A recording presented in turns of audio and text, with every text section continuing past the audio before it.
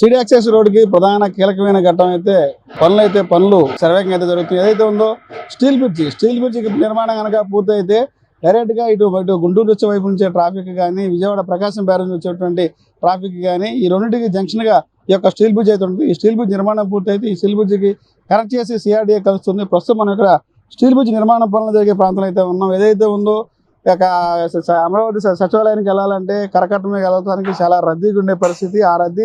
ఆ ట్రాఫిక్ని తగ్గించే దృష్ట్యా రాష్ట్ర ప్రభుత్వం ఏదైతే ఉందో సిటీ యాక్సెస్ రోడ్ని నిర్మాణం జరుగుతుంది. ఆ సిటీ యాక్సెస్ రోడ్డుకి కనెక్టివిటీ చేసేందుకే ఈ యొక్క స్టీల్ బ్రిడ్జ్ అనేది నిర్మాణం చేస్తున్నారు. ఈ యొక్క స్టీల్ బ్రిడ్జ్ మీద మొత్తం 4 పిల్లర్లతో వస్తుంది. ఈ పనులను నాగార్జున కన్స్ట్రక్షన్ కంపెనీ నిర్మాణ పనులు అయితే చేపడుతుంది. దాదాపు 70 కోట్ల వ్యయంతో ఈ నిర్మాణ పనులు జరుగుతున్నాయి. దాదాపు 110 పైలింగ్ పనులు నిర్మాణం జరుగుతుంది.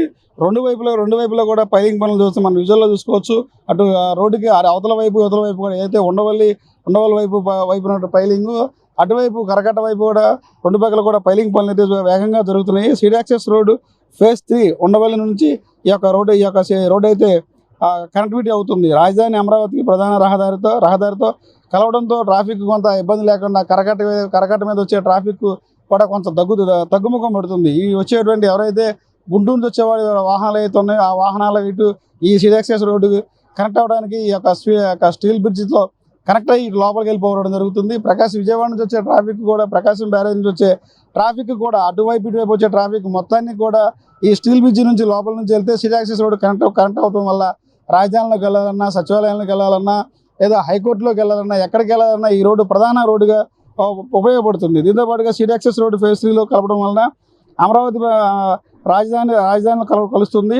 ఈరోజు నిత్యం హైకోర్టుకు, సచివాలయానికి ఎటువైపు వెళ్ళాలన్నా ఒక కరకట్ట అయిపోవడం వల్ల కరకట్ట రద్దీ అయితే ఉంటుంది. కానీ ఈ రోజున ఈ సిటీ యాక్సెస్ రోడ్డు పూర్తిగా ఇప్పటికే ఏదైతే ఉందో పెండింగ్లో ఉన్నటువంటి సిటీ యాక్సెస్ రోడ్లో కరకట్ట మీద మంత్రి సత్యనారాయణ రాజు ఆశ్రమం దగ్గర నుంచి కూడా దాదాపు 3.5 కిలోమీటర్ల సిటీ యాక్సెస్ రోడ్డు పనులు కూడా పూర్తయి కరకట్టకి కనెక్టివిటీ చేయడం జరిగింది. ఈ కొద్దిగా ఏదైతే గ్యాప్ ఉంది, ఈ కొద్ది గ్యాప్ కూడా అతి త్వరలోనే ఈ యొక్క స్టీల్ బ్రిడ్జి కూడా పనులు పూర్తయితే ఈ స్టీల్ బ్రిడ్జి నుంచి సిటీ యాక్సెస్ రోడ్డుకి కనెక్టివిటీ అవుతుంది. కనెక్టివిటీ అయ్యేందుకే నిర్మాణ పనులు సర్వేగంగా జరుగుతున్నాయి.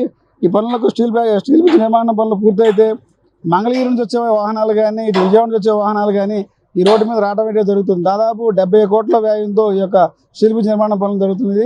మరికొద్ది రోజుల్లోనే ఈ స్టీల్ బ్రిడ్జ్ నిర్మాణ పనులు పూర్తిగా కరకట్ట మీద వచ్చేటువంటి వాహనాల రద్దీని తగ్గించేందుకే రాష్ట్ర ప్రభుత్వం అన్ని చర్యలు తీసుకుంటారని చెప్పి కూడా మంత్రి నారాయణ చెప్తున్నారు. ఏదైతే ఉందో ఈ సిటీ యాక్సెస్ రోడ్డుకి కనెక్టివిటీ మరికొద్ది ఏదైతే ఉందో ఒక 3 కిలోమీటర్ల గ్యాప్ అయితే ఉంది. ఈ 3 కిలోమీటర్ల గ్యాప్ కూడా వర్కుల నిర్మాణ పనులు అయితే జరుగుతున్నాయి. ఇది పూర్తయ్యే లోపు, స్టీల్ బ్రిడ్జి పూర్తయ్యే లోపు ఇది కూడా ఏదైతే ఉందో పెండింగ్ ఉందో ఈ పెండింగ్ ఉంటే 3.5 కిలోమీటర్ల సిటీ యాక్సెస్ రోడ్డు కూడా పూర్తయ్యి ఈ రోడ్డు దాన్ని కనెక్టివిటీ చేస్తే డైరెక్ట్గా ఇంకా రాజధానిలోకి వెళ్ళాలన్నా, హైకోర్టుకి వెళ్ళాలన్నా మన వెనకమంది ఉన్నటువంటి స్టీల్ బ్రిడ్జి ప్రధాన భూమికి పోస్తుంది. దీని నుంచి కూడా ప్రధానంగా లోపలికి వెళ్ళే పరిస్థితి ఉంటుంది. రాబోయే రోజుల్లో అతి కొద్ది రోజుల్లోనే నిర్మాణ పనులు పూర్తి చేస్తామని చెప్పి చెప్తున్నారు మంత్రి నారాయణ.